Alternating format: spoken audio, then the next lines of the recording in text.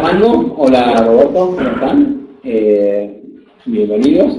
Bueno, hoy tenemos el tema de China, el yuan y el cepo. Armando, creo que escribiste algo, ¿por qué no nos comentás y comenzamos el debate? Me gustaría saber si tú leíste lo que te mandé. Roberto. Leí lo que me mandaste, exactamente. Me gustaría ¿Vos saber leíste mis artículos? lo que te pareció que estaba de acuerdo. Pero lo primero que quiero decir con respecto a China es que creo que el análisis del mundo occidental en este momento no ha tomado conciencia del cambio que ha habido en la historia. Y la China sí.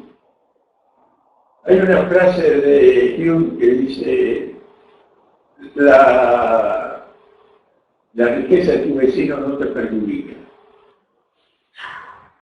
Por lo tanto, esto es lo que hacía para crear la idea del comercio internacional.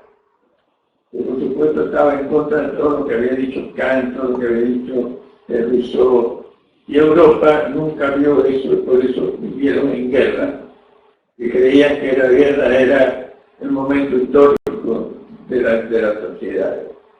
Entonces, la China hoy estaba teniendo problemas, pero se ha querido ver como que los problemas de la China son cosas que están tratando de hacer para perjudicar al Occidente.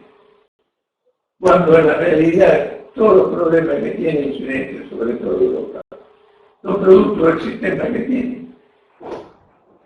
Y esto lo escribió The Economist, dijo: el problema de Europa es el sistema y el que lo quiere cambiar pierde las elecciones. Tiene un gasto público infinanciable, una deuda impagable y ahora la de Grecia ni qué decir. Entonces, la devaluación del yuan fue una cosa minúscula como para considerarla una devaluación como una lucha por la porque piensa que el yuan en el 2007 estaba en 7.3 por dólar y se revaluó a 6.2 por dólar hasta el 14, ¿no? Entonces ahora esto significó, si tú lo consideras como que en ese periodo la inflación en China era el 25% y en la americana era el 16%, en términos reales la devaluación fue de un 20%. ¿No? Y ¿cómo se llama? Y ahora devaluaron un 3% y bajó de acuerdo con mi estimación del 20 al 17%, la todavía revaluación con respecto a 2005. Y creo que esto lo hizo tratando de ver cómo mejoraba sus circunstancias de alguna manera, pero ya el individuo dijo que no iba a hacer más devaluaciones. Y además, hay una cosa que lo quiero tomar en cuenta también, que los chinos ahora son confucianos y los europeos marxistas. ¿Eso según quién? ¿Armando Rivas? Según Armando Rivas. Porque Marx está en Europa, tan es así que el otro día lo declararon el pensador más grande que había dado la historia, ¿no? Y están no Marx por la revolución, sino Marx vía Bernstein, Edward Bernstein, que dijo que no, que al socialismo no había que llegar por la revolución, sino que podía llegarse por la democracia. Cosa que es verdad, porque la demagogia es la que impera en el mundo en este momento. Roberto.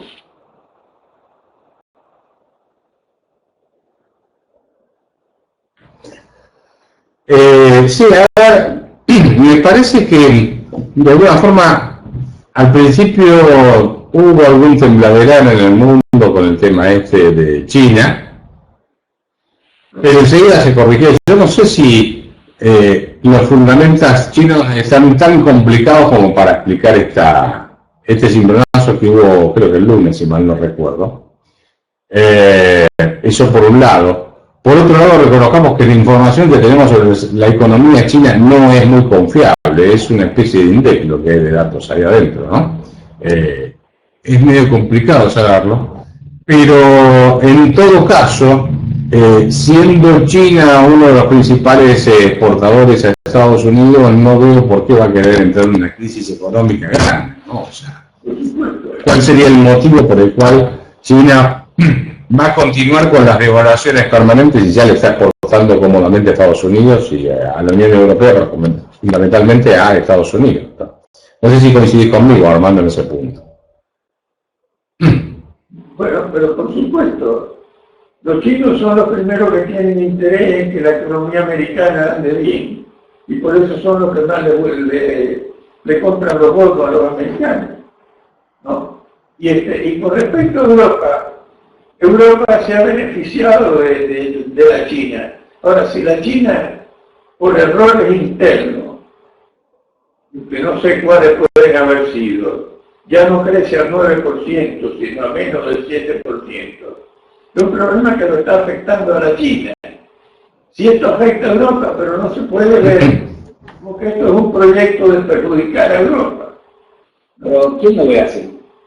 Y bueno, mira, si tú lees los diarios, prácticamente ahora las bolsas han explotado por culpa de China. La China tiene la culpa de todo ahora en este momento. Bueno, la China la única culpa que tiene es ser una de la segunda economía más grande del mundo en este instante. Con los problemas que tuvo y con el cambio diametral que hizo cuando se sacó ¿cómo se llama? A Mao Zedong, ¿no? Porque la China de Mao Zedong y la de hoy son dos fenómenos totalmente diferentes. Es una parte de China, ¿no? No toda. Pero yo no te digo que no haya un sistema autoritario, pero es un sistema autoritario que cambió las reglas del juego. Sí, para algunos sectores. Bueno, pero a la prueba me refiero. No, yo no digo que sea lo perfecto, digo que el cambio que se produjo, produjo un éxito total en el orden económico. Y por eso, como tenían ventaja también de que los trabajadores chinos cobraban más barato, los inversores occidentales han ido a invertir ahí, por eso el 40% de la inversión de la inversión extranjera va a la China. ¿A qué le atribuyen ustedes, empiezo por Roberto, la crisis china? Agrego un pie de página nada más, de decir, a veces los mercados financieros sobre reaccionan, ¿no? Es decir, cuando salimos acá de la convertibilidad, fuimos de 1 a 4, después el dólar bajó a 2,6 y ahí se quedó un tiempo. Y a veces los mercados pueden reaccionar por el problema de la crisis y tal vez sobre reaccionar. Pero no sé, Roberto, ¿qué opinas? ¿Vos tenés alguna idea? ¿Estudiaste el caso de por qué China entra en esto?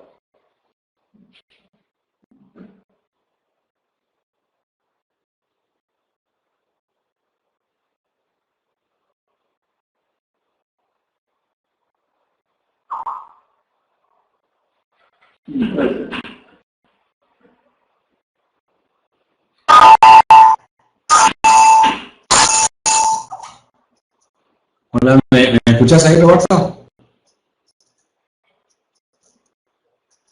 No, Roberto, se le cayó la conexión a Roberto. Se quedó sin internet. ¿Qué quiere hacer?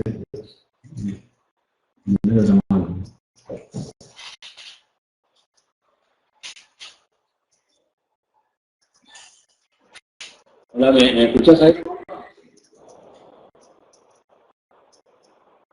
No, Roberto se le cayó la conexión a Roberto.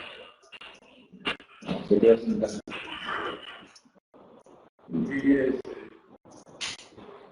Primero llamamos.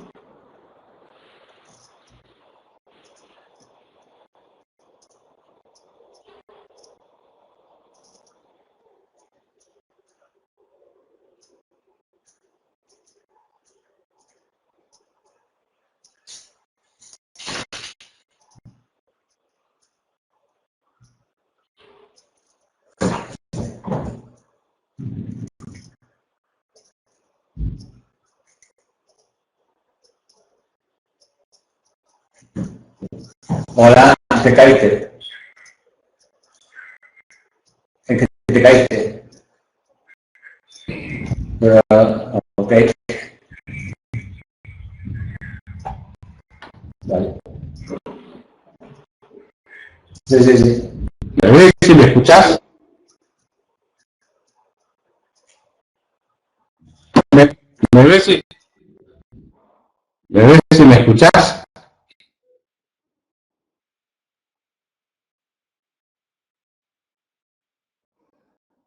¿Me ves si me escuchás, Charlie?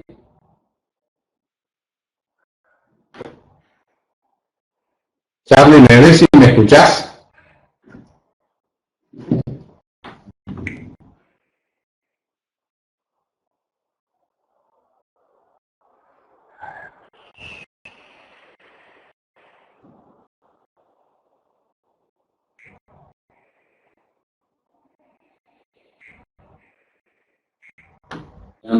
Hola, ¿me escuchás, Roberto?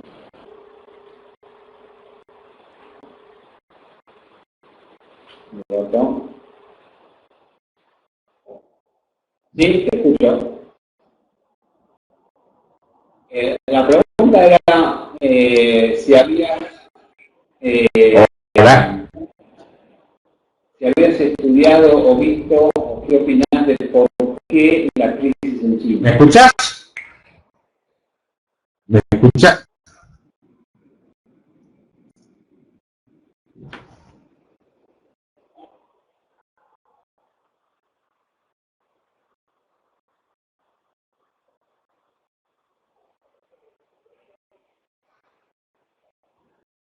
No, a ver, lo miré básicamente por el impacto que puede tener en la Argentina, ¿no es cierto? Pero no profundicé demasiado la caída del yuan, porque en realidad hubo dos devaluaciones. Esas dos devaluaciones hay que ver qué es lo que motivaron, porque ellos no necesitan devaluar tanto el yuan. Sí deben tener obviamente un problema macroeconómico más o menos importante, sobre todo en la expansión del crédito. Pero no, como decía antes, no hay datos confiables de la economía china. Entonces es muy difícil seguir una explicación. Está todo el mundo tratando de dar alguna explicación, pero todos, digamos, son contradictorios. Yo no sé qué es lo que Bruder quiere decir. ¿Se entiende? No sé tampoco así, personalmente, por qué empezó a crecer en esa forma. Yo creo que empezó a crecer en esa forma porque el sistema es determinante. Cuando la Argentina lo tuvo, mira lo que creció entre 1850 y el principio del siglo XX. ¿No? Y los Estados Unidos se convirtieron en 100 años en la primera economía mundial. Y cuando cambia el sistema, mira lo que pasa en la Argentina. Pero exactamente qué errores se pueden haber cometido, como los errores que cometió Estados Unidos en la década del 30, por ejemplo, con la, ¿cómo se llamaba? El New Deal. Con el New Deal. No, la economía americana en el 30, ¿sabe cuánto cayó? El 25%. Sí.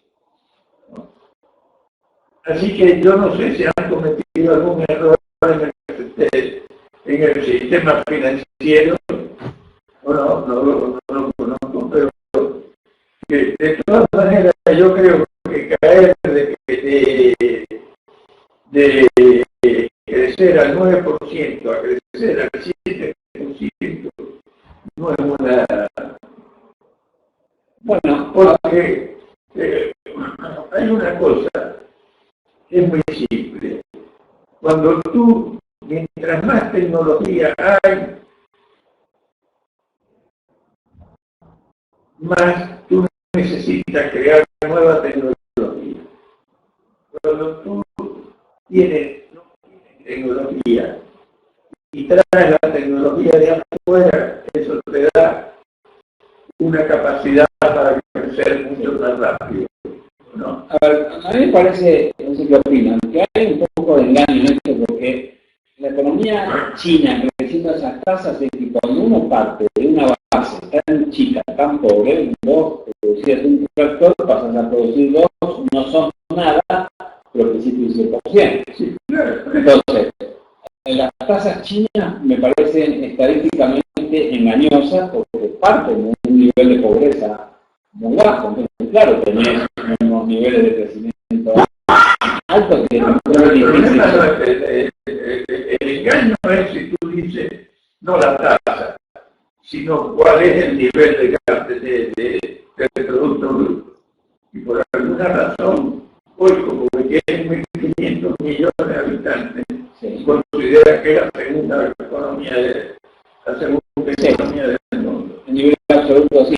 No sé, Roberto, ¿qué opinaste de las tasas? Porque todo el mundo habla de las tasas chinas y como si fuesen ya tasas actuales. Efectivamente pasaron a ser la segunda economía en nivel de Producto Bruto. Pero todavía, desde el punto de vista del ingreso per cápita, está muy baja. Está más bajo que Argentina. ¿Roberto?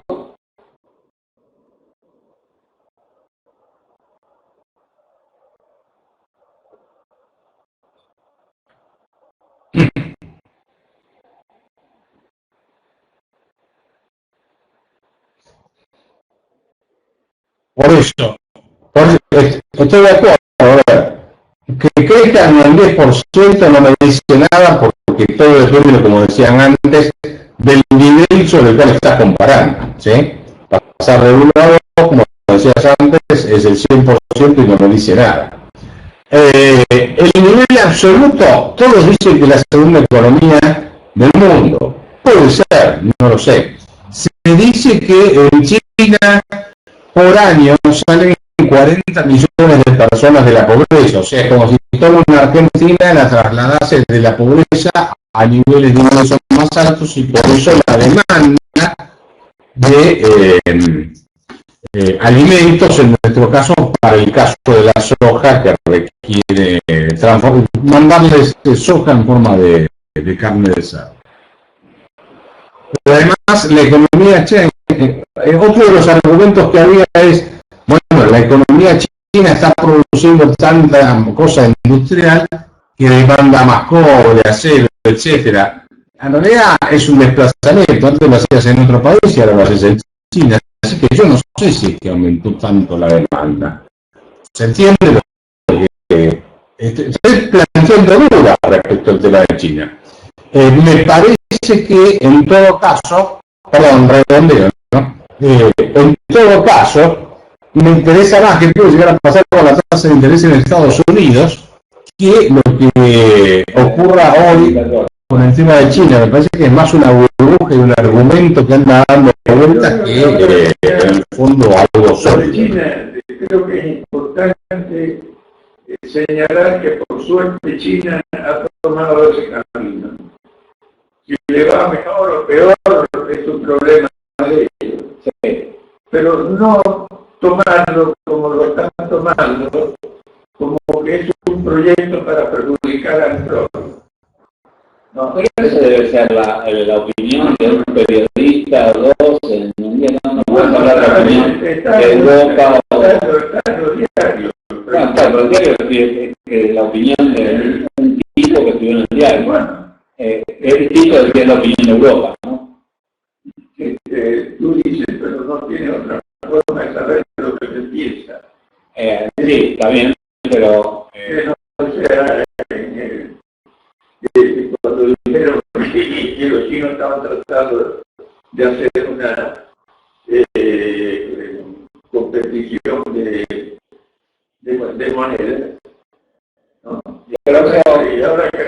yuan lo van a colocar también en el Fondo Monetario como una de las monedas de la... Ajá. Pero hay otro aspecto también que vale la pena conocer, que es la relación con la Argentina. ¿No? La devaluación con Argentina tampoco es un fenómeno. De reserva. Argentina tenía el yuan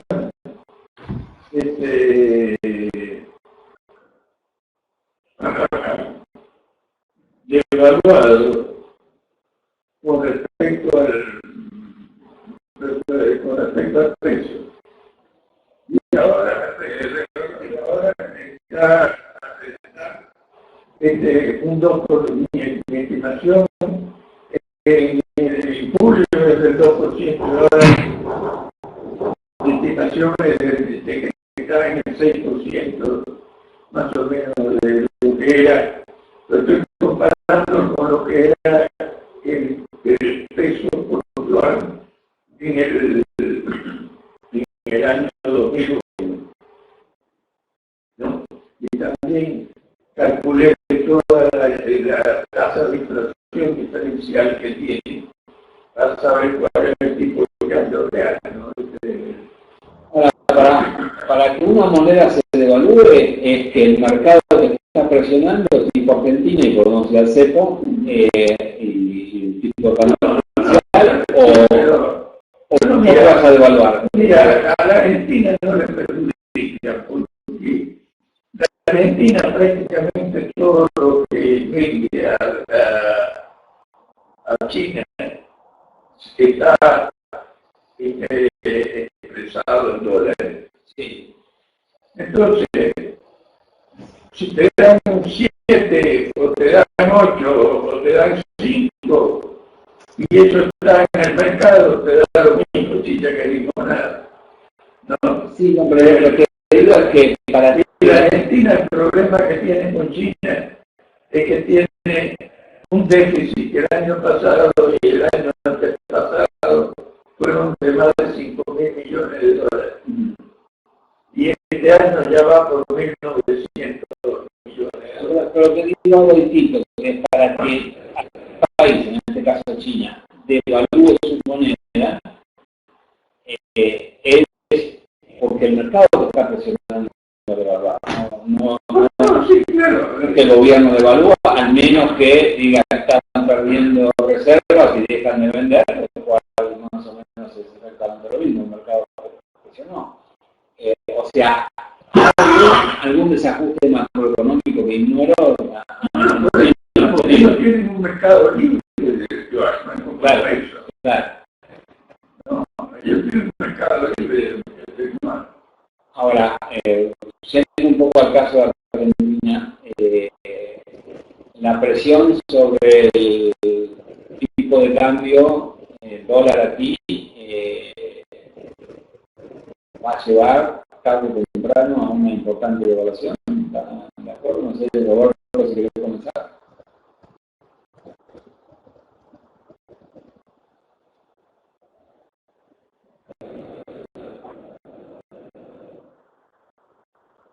La presión sobre el tipo de cambio oficial en Argentina tiene que llevar ¿Para qué es la pregunta? a una devaluación importante.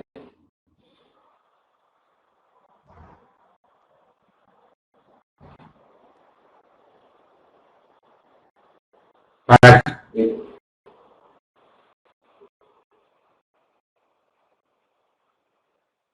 No, está bien, es para mí la pregunta, digo, ¿Qué es para vos? te veo congelado, por eso.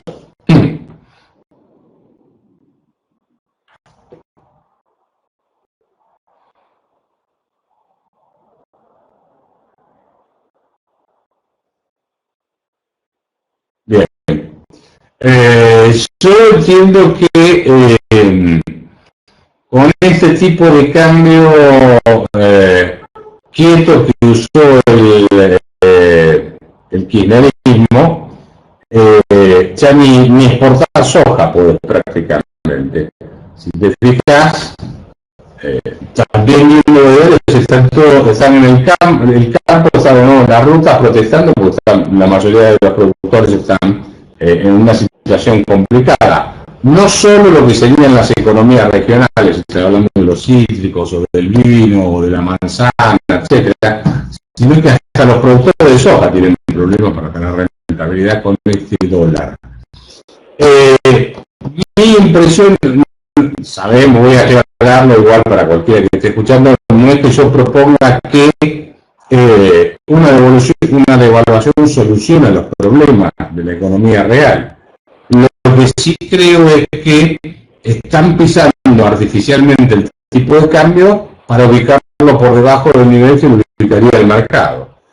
Entonces, lo que estimo es que cuando venga el próximo gobierno, si no quiere entrar en una crisis mucho más profunda, va a tener que dejar flotar el tipo de cambio, porque además ni siquiera va a tener reservas para poder administrar el tipo de cambio.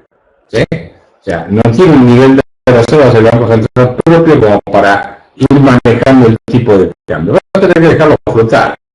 Y ahí depende del contexto en el cual se haga, si se hace con disciplina monetaria, con disciplina fiscal, con un gobierno confiable, etcétera, o se hace a la bartola, como estamos acostumbrados, le podés ir a buscar el tipo de cambio a cualquier nivel. De lo que era en el 2001, 2002, el tipo de cambio argentino estaba revaluado un 45%. Hoy, con respecto al dólar, mi estimación es del 42%. Pero lo que dice él es cierto. No es que el gobierno no tiene la capacidad de decir quiero tener este tipo de cambio, lo está teniendo ficticiamente, y por eso existe todo el... Pero lo que pasa es que, con respecto al... El otro día el ministro dijo una cosa que para mí está equivocada. El problema no está en que no se puede sacar el cepo porque no hay reserva, sino que hay reserva, no hay reserva por el culpa del cepo. Les voy a dar los datos, mira. La reserva argentina en el año 2003 eran 14.153 millones de pesos. En el año 2009 llegaron a 47.000. En el año 2010, 52.000 millones. ¿Qué pasó desde entonces para acá? Que pusieron el cepo y pusieron todas estas restricciones que tiene las exportaciones, las restricciones a las exportaciones. Bueno, cayeron a 30.000 en el 2014. Ahora dicen que subieron a 33.000. También dicen que no es verdad que estas son las cifras de verdaderas, pero aunque fueran estas, demuestran una correlación inversa de lo que dijo el ministro. El cepo no ha resuelto el problema, porque el cepo, yo no sé hasta cuándo vamos a ignorar que la economía es consecuencia de la política, y donde se violan los derechos individuales, o sea, donde no hay seguridad jurídica, la economía funciona de otra manera. Y por eso es que, a pesar de que todo ese periodo, la Argentina, mira, la Argentina entre el 2003 y el 2008 tenía un saldo comercial de 13.000 millones de dólares. Llegó al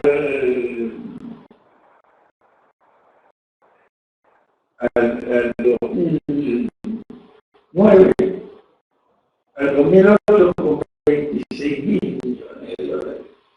En el 2009, 16.000 millones de dólares. Ahí empezó a bajar en el 2010, 7.000, 10.000, 12.000, en el 13, 9.000. Pero la verdadera caída se está produciendo, se produjo en el 14 y sigue ahora. Ahora el saldo de los primeros 5 meses fue 776 millones de dólares. Entonces, hay una correlación en cómo, a pesar de que había superávit comercial, caía la reserva. ¿No? ¿Por qué? Porque la gente saca la plata. Ahora, dentro de la cosa es peor porque dentro del Roberto creo que ha cuidado bien esto, dentro de las reservas esas, no son todas del Banco Central. Ahí hay deuda, hay depósito del Banco Central, ¿no, Roberto? Perdón, de los bancos comerciales.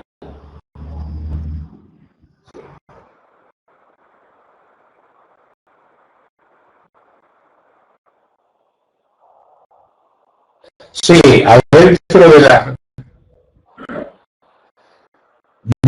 las reservas el Banco Central computa una serie de cosas que son para el debate, porque en realidad la pregunta es ¿cuáles son las reservas propias del Banco Central que le permiten tener capacidad de fuego para poder manejar este tipo de cambio artificial que manejan?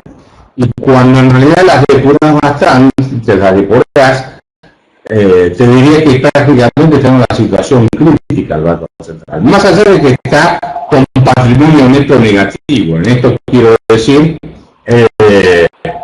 que más o menos el 62% del activo del Banco Central son adelantos transitorios que le debe el Tesoro, o sea, plata que le debe el Tesoro al Banco Central, más letras intransferibles que le dio el Tesoro al Banco Central para sacarle los dólares que necesitaba. Por eso estoy diciendo, el Banco Central está patrimonialmente quebrado, pero además ni siquiera tiene las reservas propias que dice tener para poder dominar una correa cambiaria en serio. Estoy de acuerdo con vos, Armando, en realidad no es que faltan dólares para poder levantar el cepo, sino que no hay dólares porque está el cepo, que es al revés la línea de argumentación. Y nunca van a entrar dólares mientras tengas el cepo, ni van a entrar dólares, digamos, en forma voluntaria, mientras tengas un cepo, porque nadie entra en la cárcel, se cierra la llave y la tira lejos, ¿no es cierto? Eso por un lado. Y los dólares comerciales cada vez se escasean más, dado que atrasan el tipo de cambio. Si no te fijas, el precio de la soja hoy, que es el producto de exportación, digamos, más importante, es el doble de lo que tuvo de la arroba. De la arroba tuvo un precio promedio simple del precio de la soja de 150 a 160 dólares. Precio de Chicago estoy hablando, ¿no? Hoy está en 320, cosas por el estilo. Entonces, no es que tienen un mal precio de la soja, tienen un horrible tipo de cambio. En valores constantes, Kirchner asume con un tipo de cambio que a valores de hoy es el equivalente a 17 pesos. ¿Sí? Traído a valores actuales. Y hoy lo tenés al 9,16. O sea, lo que hicieron fue generar una fenomenal inflación, dejar el tipo de cambio más o menos, o hacer evolucionar el tipo de cambio por debajo de la tasa de inflación, y con eso le quitas la posibilidad de competir a cualquiera porque estás poniendo artificialmente bajo el tipo de cambio. Lo que hizo Kicillof no es tan distinto a lo que hizo Martínez Rivera con la tableta cambiaria. Eso es lo que crea el desequilibrio total. De acuerdo, no sé si tú tienes una estimación, pero la última estimación del año 2014 fue del 53% del Producto Bruto. Y ya Friedman dio medio chiste y medio broma sin haberme leído mi, dijo que el problema era el gasto y no el déficit. Y el déficit se financiaba de determinada manera, pero por supuesto, cuando uno tiene crédito, el déficit también es un problema, pero el déficit es casado por el nivel del gasto. Ahora, este que yo te dije, el nivel del gasto consolidado, o sea, donde está la provincia. Como no hay datos ahora, pero sobre eso lo que están son los datos del gobierno nacional. El aumento que ha habido en el gasto público del gobierno nacional en los primeros 5 meses o 6 meses del año con respecto al periodo del año pasado, ¿sabes cuánto ha sido? El 40%. Esto no tiene solución en esos términos. ¿El aumento del gasto público del 40% en términos reales o nominales? No, en términos nominales. Nominales. En términos nominales. Roberto, ¿vos coincidís con esa cifra? No, esas cifras son dadas. No son mías, esas son las que...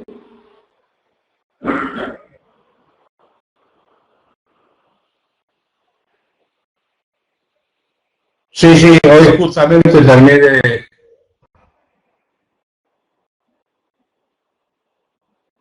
No, decía, hoy estaba viendo los números para el informe que estoy haciendo y me está dando más o menos que crece al 40% el gasto y los ingresos al 20 y pico, 30% aproximadamente. Sí, entonces, pero cuando consideramos el gasto público, hay que considerar el gasto público a nivel nacional, provincial y municipal, en los 3 niveles.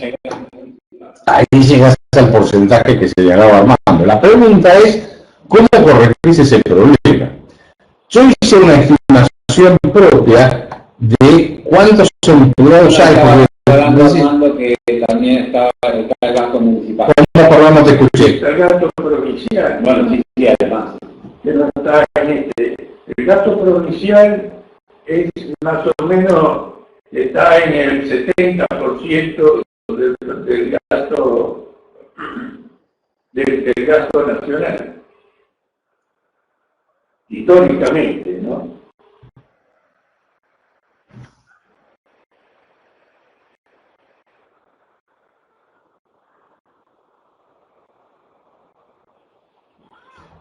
Está bien. Pero cuando hablamos de gasto público hay que considerar los 3 niveles de gasto. Esto es lo que digo, ¿no? Y cuando decimos que el gasto público está alto, la pregunta es ¿por qué está tan alto? ¿Qué es lo que está influyendo o cuáles son los rubros que más están influyendo? Yo diría que además de los subsidios que puede haber para el tema de la energía y el transporte público, etcétera, más los subsidios que puede haber, lo que se llaman subsidios sociales, ¿sí? Tenés un crecimiento del empleo. En el año 2002, en los 3 niveles de gobierno más empresas del Estado, había 2,1, 2,2 millones de empleados estatales. ¿Sí? Nación, provincias, municipios, empresas del Estado, organismos autárquicos, etc. El dato que yo conseguí completo es hasta el 2013, me da 3.200.000, pero vi otras estimaciones que hasta el 2014 están dando 3.700.000 empleados del Estado. O sea que estás teniendo más o menos 1,5 millones más de empleados sobre un nivel de empleo público en el 2002 que ya por definición era alto. Entonces, el problema que yo estoy viendo en la economía argentina es que hay demasiados que están consumiendo sin producir y pocos que están produciendo para sostener a todos. Vamos a ver de esta forma. Entre todos los que tenés que viven de planes sociales, hay 18 millones de beneficiarios de planes sociales, ¿sí? Que uno se lleva varios planes, obviamente. 18 millones de beneficiarios. Sumar los empleados públicos, 18 millones de beneficiarios es el 44% de la población. Sumar los empleados públicos, acá los que trabajan en negro y los que trabajamos en blanco, tenemos tenemos que sostener un monstruo que es infinanciable. Entonces, esto es la rebelión de Atlas por definición. En algún momento estalla el sistema porque los que producimos no podemos sostener a todos. El problema está en el gasto, porque como dijo George Hill, el gasto público no forma parte del producto, sino forma parte del costo de producir. Pero fíjate tú que esto es un problema que está planteado en el mundo. Francia tiene un 57% de gasto público, 57% del producto bruto. De Italia 50%. Alemania tiene como el 46%, todavía es la que está mejor. Inglaterra está como el 48%, ¿no? Y esto es una violación del derecho de propiedad. Acá en Argentina, hoy por hoy, el impuesto a la renta lo puedes estimar que está arriba del 60%, o por lo menos cerca del 60%, porque el nominal es el 35%, pero dada la inflación, que como no te permite revaluar los activos, aparece una ganancia que tú no tienes, y pagas sobre eso, o sea, el impuesto real es mucho más del 35%. Y esto es una cosa que la oposición nos dice, señala que la solución en la Argentina está en cumplir con la Constitución. No, por supuesto, es un proceso, no es de la noche a la mañana que se pueden hacer las cosas, pero que hay que hacerlas, porque mientras no se hagan, no hay solución. No, sin duda. Si ganara Macri, que parecería ser el mejor de los escenarios, nada está rápido, no que sea fantástico. ¿Ustedes creen que, y con esta pregunta vamos redondeando al final, que se generaría un nivel de confianza lo suficientemente alto como para un arma de evaluación? Yo me acuerdo que en plena guerra de las Malvinas, en el 82, el ministro era Roberto Alemann. Roberto Alemann salió del control cambiario que había puesto Sidó, si no lo recuerdo, y liberó el tipo de cambio, de la noche para la mañana. Y sin embargo, el tipo de cambio libre bajó en plena guerra por debajo de lo que era el oficial. Cuando liberó, tenías el oficial, tenías el paralelo más alto, libera, y el paralelo cayó por debajo del oficial, se mantuvo así un tiempo, en plena guerra. Pero claro, era un ministro que generaba confianza y además se plantó sobre el gasto público. Digo, acá no sube un peso. ¿Ustedes creen que Macri podría lograr algo parecido, empezando por Roberto?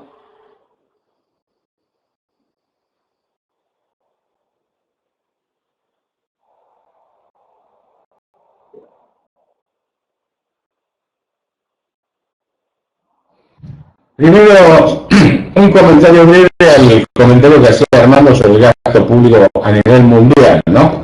Estaba buscando, mientras estabas hablando con un libro, que justo lo recomiendo, te lo voy a regalar, es mío, ¿sí? No sé si lo habrás leído, Economía para Todos. Es una estimación que tomé de Vito Tanzi. ¿Te acordás que Vito Tanzi trabajó en el Fondo Monetario Internacional con Sturmer? Y hace una estimación del gasto público por países respecto al Producto Bruto de 1870 hasta el 94, tenemos, ¿no? Pero el promedio que daba para los países desarrollados el gasto público sobre el Producto Bruto era de generar 8,3% del Producto Bruto del gasto público. No era nada. Después sube la guerra en el 13 hasta el 9,1%, con la Primera Guerra sube al 15%, y es a partir de la década ya del 60 y de los 80 donde se dispara más hasta llegar a niveles del 50% del producto. O sea, no es un problema solo de Argentina, sino que es un problema a nivel mundial. Respecto a tu pregunta, Charlie, yo te diría, mira, si Macri tiene un buen equipo económico, como decía antes, que genere